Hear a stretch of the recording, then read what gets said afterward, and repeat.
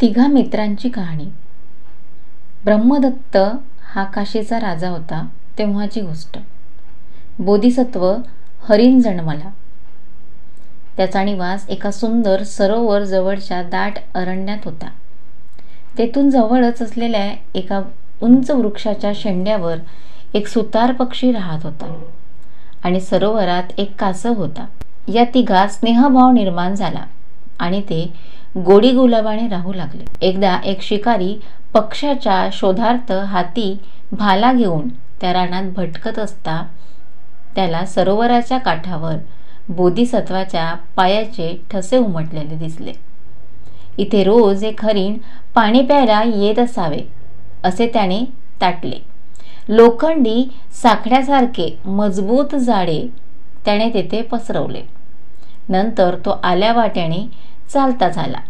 त्या रात्रीच्या प्रथम प्रहरी बोधिसत्व पाणी प्यायला जाऊ लागला व त्या फाश्यात अडकला। तेथून तो करुण स्वरात ओरडू लागला, वाचवा वाचवा मला कुणीतरी। सुतार पक्षाने किंकाळी ऐकली। एक झेप घेऊन तो झाडावरून खाली आला। कासवाने आपले अंग पाण्याबाहेर काढले। ते दोघे मित्र आपल्या तिसऱ्या मित्राला जाळ्यातून कसे सोडवावे याचा विचार करू लागले। सुतार पक्षी कासवाला म्हणाला, मित्रा, तुला दात आहेत, तू कुरतळ ना हे जाळे। मी त्या शिकाऱ्याचा कानवसा घेत राहतो। शक्यतो काही काळ दूर राहील असेच करतो। बाबा रे, आपण असे केले नाही तर आपला मित्र प्राण्याला मुकणार। कासवाने आनंदाने होकार दिला। त्याने जाळे कुरतडण्याच्या कार्याला आरंभही केला। इकडे सुतार पक्षी शिकाऱ्याच्या निवासस्थानी गेला। तांबडे फुटताच शिकारी हातात सुरा घेऊन घराबाहेर पडू लागला। सुतार पक्षाने ते पाहिले।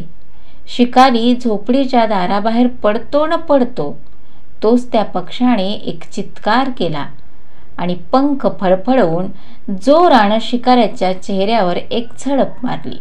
शिकारी उद्गारला, कोणीतरी अपशकुनी पक्षाने माझ्या चेहऱ्याला स्पर्श केलाय।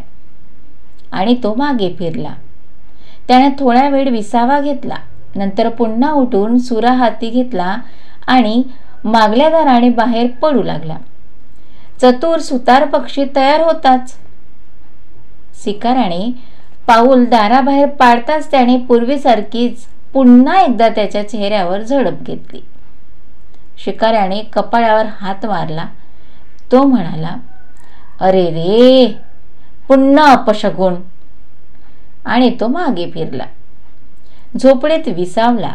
सूर्य बराच वर येतोय त्याने विश्रांती घेतली आणि नंतर हाती सुरा घेऊन सरोवराकडे तो जायला निघाला। सुतार पक्षी वेगाने उडत आपल्या मित्राकडे परत आला। म्हणाला, ए बाबांनो, शिकारी येतोय बरं का। कासवाने जाळ्याच्या सर्व वाद्या कुरतडल्याच होत्या, पण एक जाळ वादी त्याच्याने तुटत नव्हती। आपले दात आता निखळून पडतात की काय असे त्याला वाटत होते। त्याचे मुख रक्ताने माखले होते। बोधिसत्वाने शिकाऱ्याला पाहिले। वेगाने येत होता। त्याच्या हातातला सुरा उन्हात तडफडत होता। जीव वाचवण्यासाठी बोधिसत्वाने सारी शक्ती एकवटून उडी मारली। जाळ्याची अखेरची वादी ताडकन तुटली। बोधिसत्व अरण्यात पडून गेला। सुतार पक्षी झाडाच्या शेंड्यावर जाऊन बसला आणि बिचारी कासव मात्र तिथेच राहिले। पुढे सरकण्याचे त्राणही त्यांच्या अंगी उरले नव्हते। शिकाऱ्याने त्याला एका झोडीत भरले आणि शेजाऱ्याच्या वृक्षाला ती झोडी बांधली। लतावेलीच्या आडून बोधिसत्व हरणाने कासवाची झालेली दुर्दशा पाहिली। त्याला रडू आले। आपल्या जिवलग मित्राची सुटका करण्याचे त्याने ठरवले। तो हळूहळू चालत शिकाऱ्यापुढे आला। आपल्या अंगी एक पाऊलही पुढे टाकण्याची शक्ती जणू उरली नाही असे त्याने भासवले। शिकाऱ्याच्या मनात पुन्हा आशा निर्माण झाली। सुरा सरसावून त्याने हरणाचा पाठलाग सुरू केला। त्याला हुलकावण्या देत हरिण भर रानात आले आणि चटकन झाडाझुडपात जाऊन अदृश्य झाले. शिकारी शोधतच राहिला. वायुवेगाने बोधिसत्व सरोवराकडे परतला. झाडाला बांधलेली झोडी त्याने शिंगाने उचलली आणि जमिनीवर आपटली. झोडी उघडली. कासव सुरक्षित बाहेर निघाले. सुतार पक्षी झाडावरून खाली आला. बोधिसत्व त्या दोघांना म्हणाला, तुम्ही दोघांनी आपले प्राण वाचवले. मित्राचे कर्तव्य तुम्ही पार पाडलेत. पहा, कदाचित तो शिकारी इथे पुन्हा येईल. मला वाटते तुमचे प्राण धोक्यात आहेत. दोघांनी शक्य तितक्या लवकर इथून दुसरीकडे सुरक्षित स्थळी जावे हे इष्ट. कासव आणि सुतार पक्षी यांना ही सूचना पटली. कासवाने पाण्यात उडी घेतली. सुतार पक्षी उंच उडत रानात दुसरीकडे गेला आणि हरणाने म्हणजेच बोधिसत्वाने अरण्यात गमन केले. इकडे थोड्या वेळाने शिकारी आला, पण त्याला तिथे कोणीच आढळले नाही. त्याची झोडी फाटलेली होती. ती घेऊन निराश अंतकरणाने तो परत फिरला.